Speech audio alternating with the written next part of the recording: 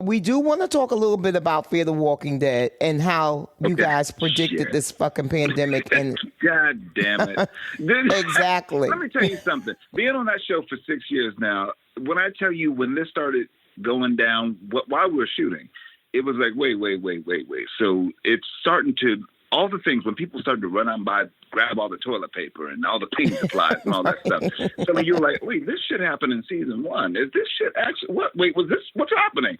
And it's a threat that no one's aware of, and the government doesn't know, and all the confusion about it.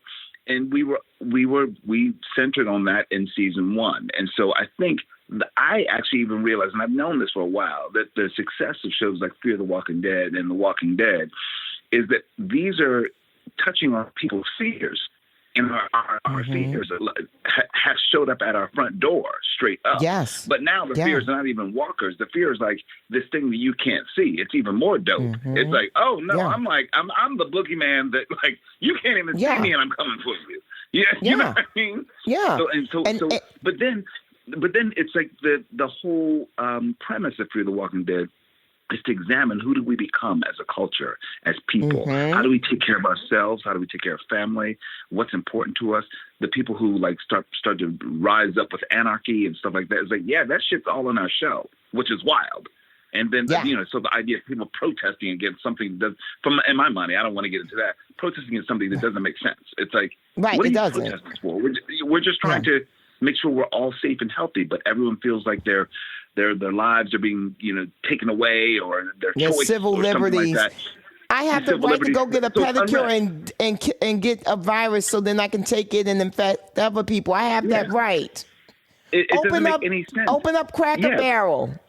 Exactly. Open up my mall. Yeah, so that's the ridiculousness, because but what it is, and I think what we're examining in Fear the Walking Dead is that's human nature. And it says, I had a line that was so devastating. It's like, when civilization falls, it falls quickly. Yes. And in season 1. And so when things fall apart, and if you don't get some order and get on top of it, and I feel like, we know that, like, there's been challenges with our government and officials and everything getting on top of something. That's all the things that we've been exploring in our show.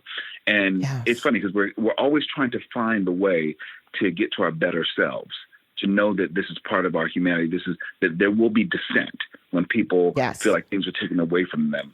But then it's like our better selves, we can rise above it. And I think that's what our show is always about. It's always like, how do we keep reinventing ourselves? That's why our show keeps traveling from season to season to different locations as well, because it's about reinvention. And I think that's what we are.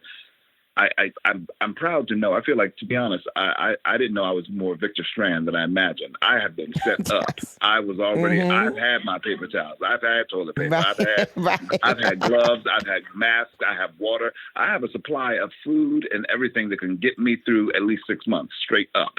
Wow. You are Victor Strand. Yeah, I have a full bar. I have I have stock food. And I'm like, and I'm like a little, and I have some privacy, which is a blessing, and I know, and especially in this moment, how blessed I am to have that, because it's, it's like when you can have a controlled environment. Wow, I was just thinking, and I feel for my comrades who are, I know lots of people who live in buildings and things like that, and it's like, and I know it's like you've got to take extra precaution to that, so I know how blessed I am.